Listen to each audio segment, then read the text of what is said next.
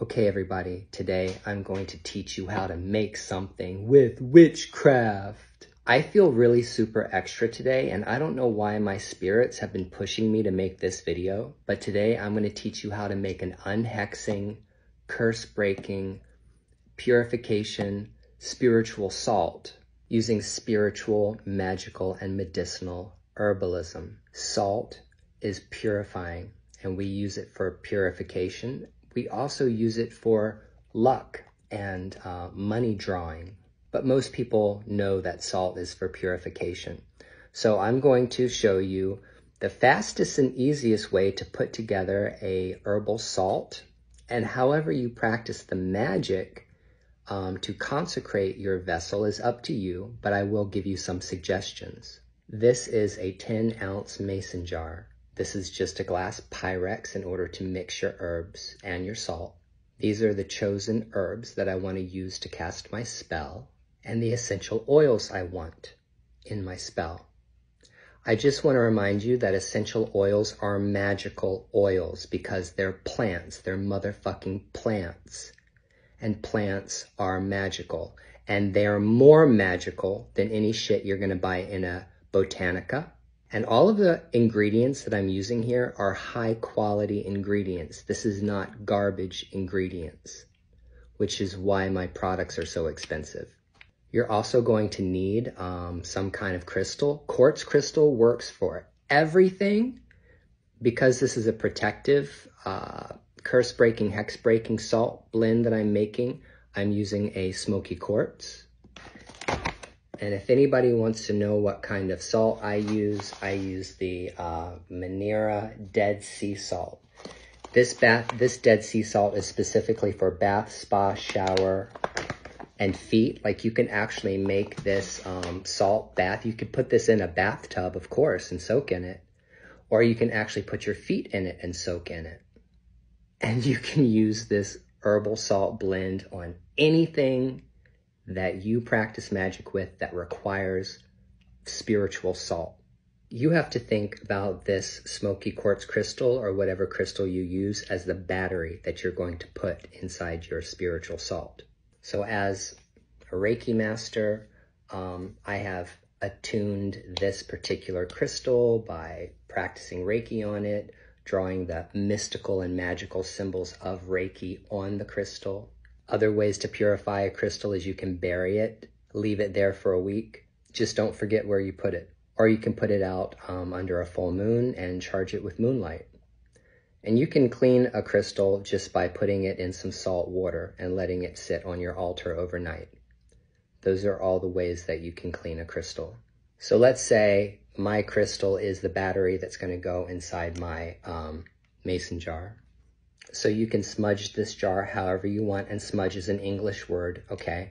It's not closed. The word smudge is not closed. It's an English word. No time has any Native American ever used the word smudge to refer to the way they cleanse with smoke. It's English magic. So I can clean with a stick of incense, sandalwood, dragon's blood, whatever, or whatever other herbs you use to clean things. I recommend cedar. I'm going to put my crystal into my mason jar, and now I'm going to go to work with my salt and my herbs.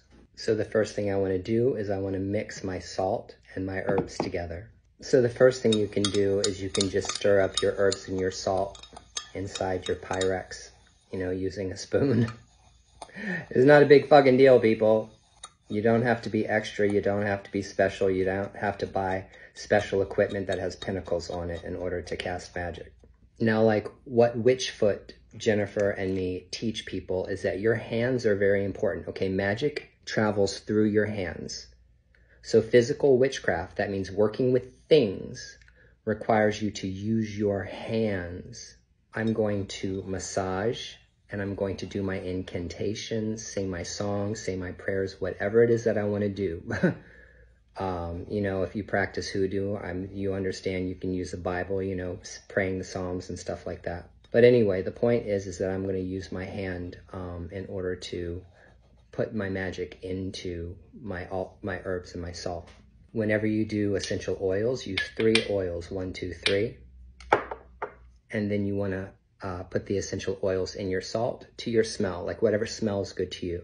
You can just go based on the smell and you don't have to use a lot of essential oil because it's going to be very, very potent. This recipe is a little different from what's on my website, but I wanted to do something special and I wanted to do something different for me. I'm going to be soaking my feet in this. So now I'm going to go ahead and after I apply my essential oil, I want to stir again so the essential oil emulsifies with my salt. Then we add the salt to our jar.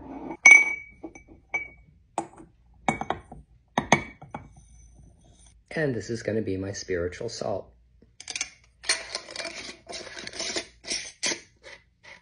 No matter what you want to call this, a witch's salt or a spiritual salt or whatever, if you don't want to call yourself a witch because you don't like the word, this is how to make a spiritual salt, which can be used in anything where salt is used in spellcasting, along with the proper herbs that you want to use to make your salt, whatever the purpose of that salt is. You can put this out on your altar or wherever you keep your magical stuff, so that it can pick up those positive vibrations. But Brujo, how do I know what kind of herbs to use? Well, you can buy Brujo, Grimoire of a Puerto Rican Witch, which is my book on Amazon. And if you don't like me, you can buy Witchfoot's book, which is the spellcasting companion for physical witchcraft, or you can buy the Compendium of Magical Ingredients by Nana the Witch and support your TikTok witches.